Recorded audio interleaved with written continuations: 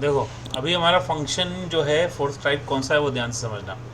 अब इसमें क्या करेंगे, दो ऑप्शन है, या तो मैं function without argument with return value करूँ, राइट। अब इसमें क्या होगा आप बताओ, फंक्शन विदाउट आर्ग्यूमेंट और विथ रिटर्न वैल्यू का मतलब क्या है कि यहाँ आर्ग्यूमेंट्स नहीं होंगे लेकिन रिटर्न टाइप होगा।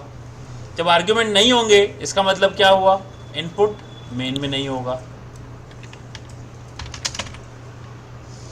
जब इनपुट नहीं होगा तो मेन से इनपुट पास भी नहीं होगा, और फिर इनपुट कहाँ होगा, यहाँ पे होगा फंक्शन में। जब इधर होगा तो यहाँ आपकी ज़रूरत नहीं पड़ेगी। तो ये क्या हो गया, फंक्शन जो इनपुट है वो खुद ले रहा है, प्रोसेस जो है वो खुद के पास रख रहा है, और फिर वैल्यू रिटर्न कर रहा है। और ये वैल्यू रिटर्न होकर रिसीव ये कर रहा है, ठीक है, ऐसे। और जब मैं इसको प्रिंट कराना चाहूँ तो मैं डायरेक्ट ऐसे भी करा सकता हूँ, मुझे ये वेरिएबल भी नहीं चाहिए,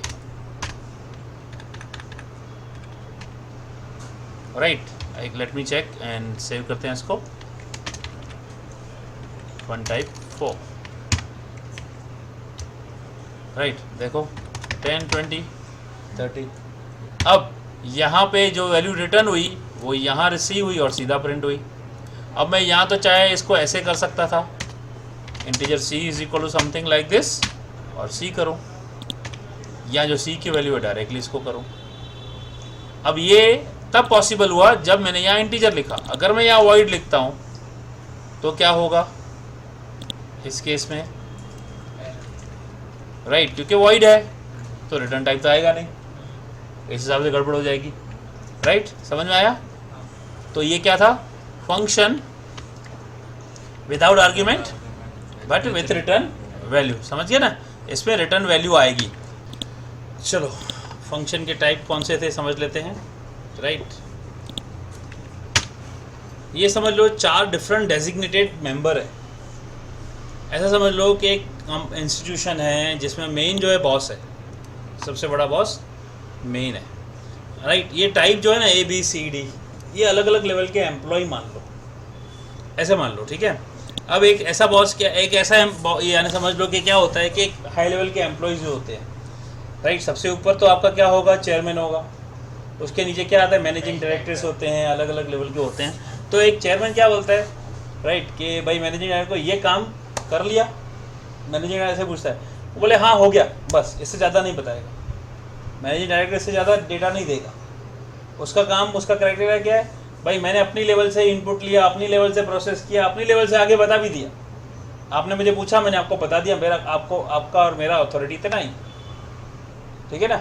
तो वो चेयरमैन जो है अपने मैनेजिंग डायरेक्टर को ये नहीं बोलेगा कि भाई आपको ऐसे करना चाहिए, वो उसको सिखाएगा नहीं, वो उसको आता ही होगा, ठीक है ना। उसके नीचे जो बंदा होगा, राइट, तो ऐसा नहीं है कि चेयरमैन उसको कॉल नहीं कर सकता, राइट। तो वो दूसरा एग्जीक्यूटिव डायरेक्टर है, क्या है, जिसमें फंक्शन विथ आर्ग्यूमेंट। अब ये क्या है, मेन, राइट, उस बंदे को बोल रहा है इधर आ, ये इनपुट ले जा, ये इनपुट ले जाकर उसको कर देना,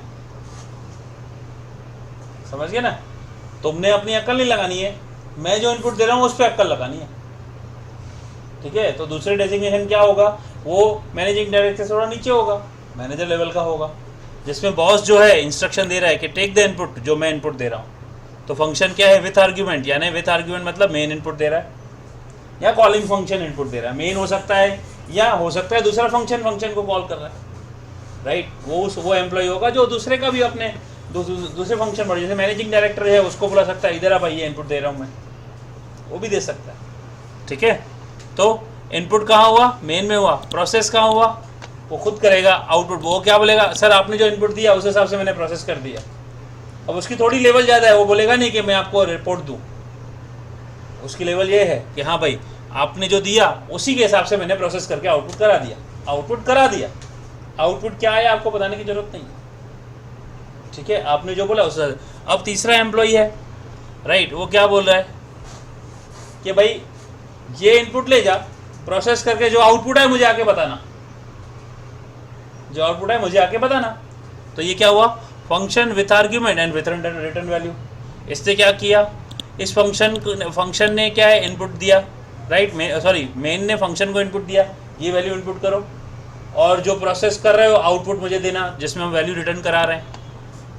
तो फंक्शन बॉडी को भी पता है कि मेरा आउटपुट क्या है, और मेन को भी दे रहा है भाई ये लो आउटपुट, ठीक है। और एक और कैटेगरी है, राइट, क्या है, जिसमें हम आर्ग्यूमेंट नहीं दे रहे लेकिन रिटर्न वैल्यू दे रहे हैं, ठीक है ना। आर्ग्यूमेंट नहीं दे रहे, यानी क्या हुआ, उसको बोल दिया कि भाई तुम अपनी मर्जी से इनपुट लो प्रोसेस, लेकिन रिजल्ट मुझे बताना क्या आया।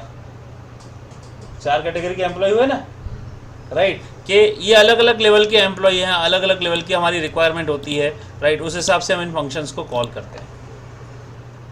This is what the function, different types के फंक्शंस थे। एक और होता है recursive.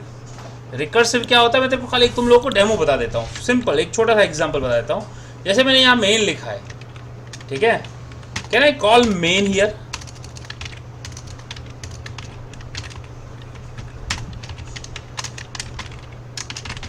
Can I call here, बताओ। सी कंपाइल करके देखते हैं, देखो कोई एरर नहीं आ रहा है। So what will happen, this is called recursion function. जो फंक्शन बना रहा है वो खुद को कॉल कर रहा है। Function call itself is called recursion, जिसको हम डिटेल में बाद में समझेंगे। यहाँ पे अगर मैं इसको कराऊंगा, रन करूंगा ना, तो काउ इज फ्लाइंग आ जाएगा, राइट, क्यों, क्योंकि मेन खुद को कॉल कर रहा है, फिर मेन में आएगा वो खुद को कॉल करेगा, करता जाएगा, हेलो वर्ल्ड प्रिंट होता जाएगा, जस्ट लाइक अ लूप।